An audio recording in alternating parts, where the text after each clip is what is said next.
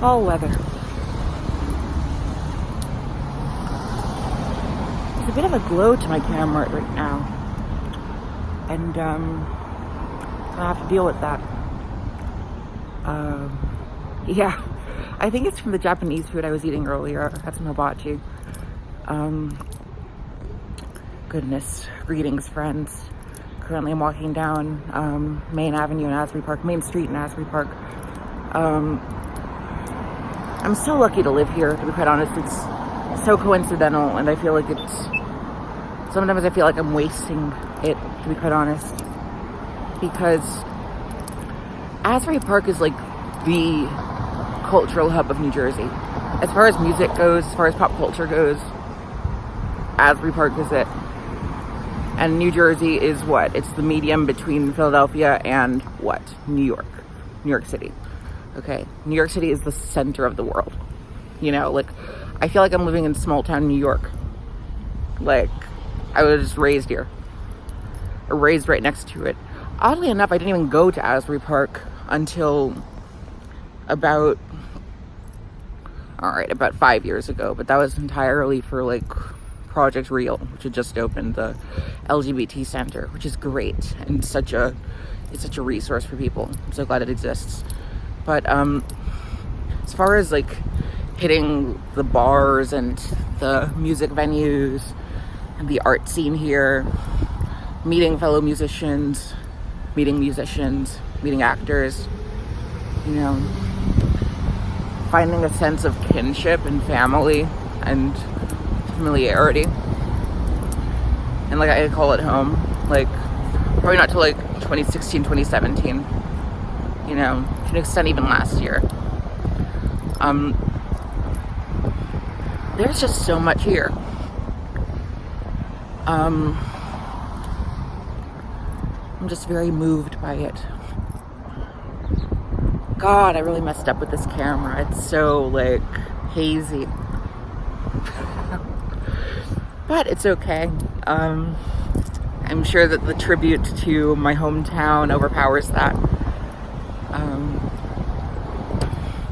But gosh, I was kind of down all day because once again I was thinking of, you know, a lot of people that I met, that I crossed, I really screwed things up with, you know. I didn't understand boundaries. I couldn't trust that someone still cared about me without constantly reaching out to them.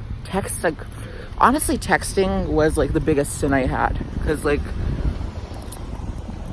if I weren't able to text, what exactly would I do? You know, I'd just see people when I see them and I'd say hi. Like I couldn't constantly be calling someone like that. You know, you can't just do that. You can just leave messages like that. You know, I'd have to go out there and I'd probably find friends that like, you know, probably would supplant the ones I was talking to in the first place. Because like, sometimes they just weren't very responsive, you know. But usually, from what I could tell, they cared about me. They cared about what I had to say and who I was, you know.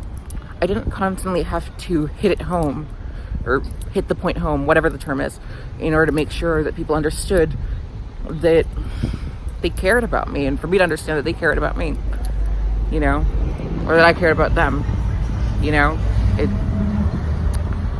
And even then, you know, mutualistically, you know, no, I had things to offer. I was a good listener. It's just that when it came to patience in friendship, oftentimes, especially at TCNJ, where I felt so alone and so crippled by my male body and so crippled by being, you know, in the majors that I was in, you know, I became very desperate for some sort of interaction to console me and to feel at home somewhere. I mean, it was also the first time I was not in my hometown or at my parents' house, or, you know, oftentimes I was just isolated. You know, I wasn't that close with my roommates in freshman year. I'm good at that.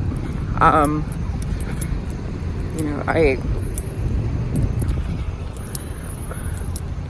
But you know what? I was very social. I made sure that we're gonna walk this way. I made sure that I was active and like taking part in like, you know, things like the debate team and Prism. Prism was like the first club that I actually cared for when I went to that campus. And it's kind of sad to see how things worked out, because ultimately what happened is I just, you know, as good as they were and as good as, you know, the causes that we fought for were, as much of a safe space and, you know, loving, patient, you know, give me your tired, give me your poor environment, it was. We just, I often didn't feel like a part of the group, you know? And I think at times I just wasn't welcome, and to an extent, I blame myself because, you know, while I'm sure I'm not the only one at fault, I'm sure that, like, there was... I'm just scared to talk about it because I don't want to incriminate anyone. You know, but nothing bad happened with that. Let me make clear. You get my point. There was a lot of friction, and sometimes things don't work out. You hear that? I mean, look at this. Look at this. What the hell is going on? I love it. We're having See Here Now. Second annual See Here Now. Not sure if you can see that. One of the flags for See Here Now. Like, what a colorful town. It's like Miami meets New York meets suburbia. It's great. Yeah. Repeat that. It's like Miami meets New York meets suburbia. It's great. You know?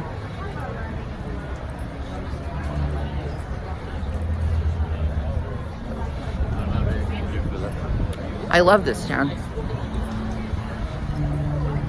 And honestly, if time passes and I never make myself a solid part of it, I don't know.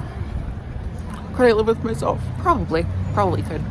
But while the opportunity's here, you know, it'd be nice to, you know, use my pretty face for some good instead of wallowing in fear and sadness and guilt. You know, like, look at this town. It's beautiful.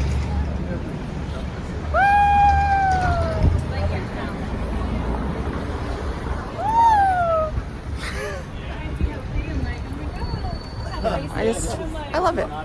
I love where I'm at. I love where I am. And I have a lot of memories here. Lake House Music Academy was one of the first places where I really gained an in-depth experience of other musicians and their lives, not just their talents and what goes on, you know, in the studio, but just how they live and who they are. I made a lot of friends there, you know.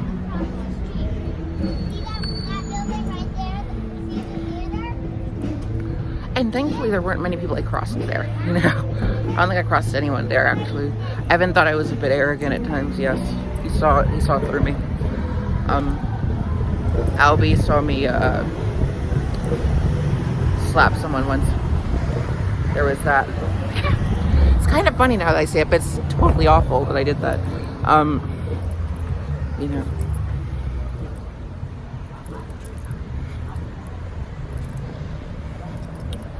Yeah, I wasn't well, but I'm a lot better now, so I'm happy. And I'm gonna be painting soon. I've been painting lately. I like to paint. I'm going to this event on Main Street, which I went roundabout to, where like they're drawing, it's like a drawing free-for-all or whatever. David Rossalon is hosting it, and it's gonna be lit. So, to keep this under 10 minutes, even though I don't have to, I'm gonna cut it short now. And, you know, peace and love. I'm glad to be here.